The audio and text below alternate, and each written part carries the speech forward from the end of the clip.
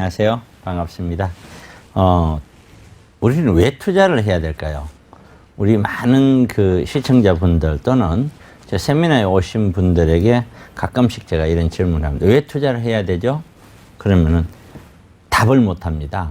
그냥 돈 벌려고요. 왜 돈을 벌어야 되죠? 그냥 많으면 좋잖아요. 그냥 편안하게 뭐 여행 가려고요. 어른들이고 충분히 인생을 이제 정말 살 만큼 살으신 분들이에요. 그런데 왜 투자를 해야 되는지를 모르고 계세요. 우리 시청자분들은 왜 투자를 해야 되는지 알고 계세요? 투자라는 거는요, 우리 밥을 먹듯이 반드시 해야 되는데 그 이유가 있어요. 이유는 이 자본주의라는 체제는 우리가 살고 있는 이 체제를 우리가 자본주의라 그러잖아요. 이 자본주의 체제는 자본주의 체제의 특성상 돈이 실물보다 더 많이 가파르게 빨리 늘어나요. 그렇기 때문에 우리가 이 늘어나는 돈을 지금 이 순간도 늘어나고 있는 거거든요. 늘어나고 있는 돈을 내 목만큼을 가져와야 그게 내가 5천만 명 중에 내 부자 순위로 아니면 그 돈 순위로 몇 등이 유지가 되는 거예요. 다시 말씀드리면은 돈을 어떤 형태로든 가져와야 매년 내 재산이 늘어나야 유지가 되는 거예요. 5천만 명 중에 내가 3천만 명 등이다.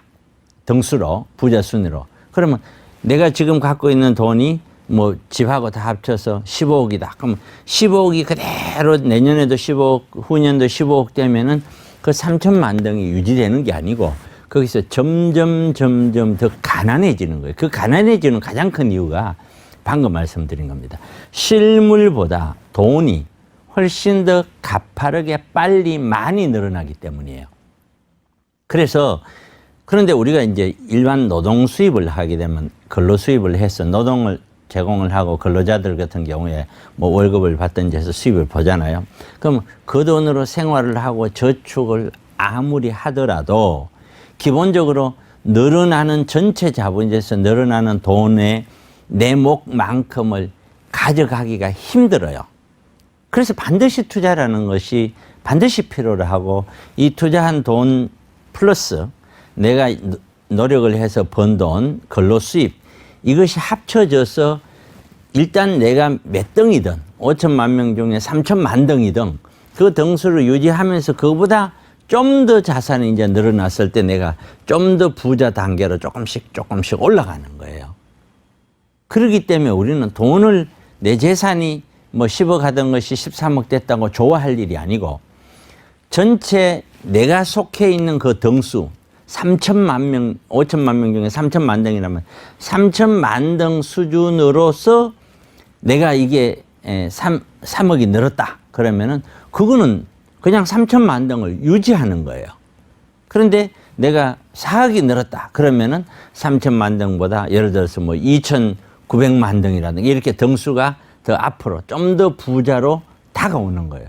그러니까 꼭 아셔야 될 거는 내 재산이 늘어났다고 해서 저축을 하든 아니면 가격이 물건이 올라가든 뭐 이렇게 하면 재산이 늘어나잖아요. 그렇다고 해서 무조건 잘한 게 아니에요. 그걸 기억을 하셔야 돼요. 내 수준에서 나하고 똑같은 자산을 가진 사람들에 비해서 좀 더 많이 늘어나야 그게 잘하는 거예요. 그런데 그 좀 더 늘어나기 위해서는 투자라는 걸 하지 않으면은 근로 수입으로는 불가능해요, 그게. 그래서 우리는 자본주의에서는 반드시 투자를 해야만 되는 것이에요. 그러니까 이게 좀 기다렸다가요, 내년에 할게요, 후년에 할게요, 6개월 뒤에 할게요. 그건 말이 안 맞는 얘기예요, 그 얘기는. 그렇게 기다리면 기다릴수록 그 사람은 더 가난해지는 거예요. 아무리 6개월 뒤에, 1년 뒤에 좋은 물건을 샀다고 해도 결코 앞에서 산 사람을 따라갈 수가 없는 겁니다, 그게. 근데 자본주의에서 이런 투자를 왜 해야 되는지에 대한 정확한 이유를 전부 모르는 것 같아서 제가 지금 방금 말씀을 드렸습니다. 자, 오늘도 여러분들 고민 해결 한번 잘 해보겠습니다.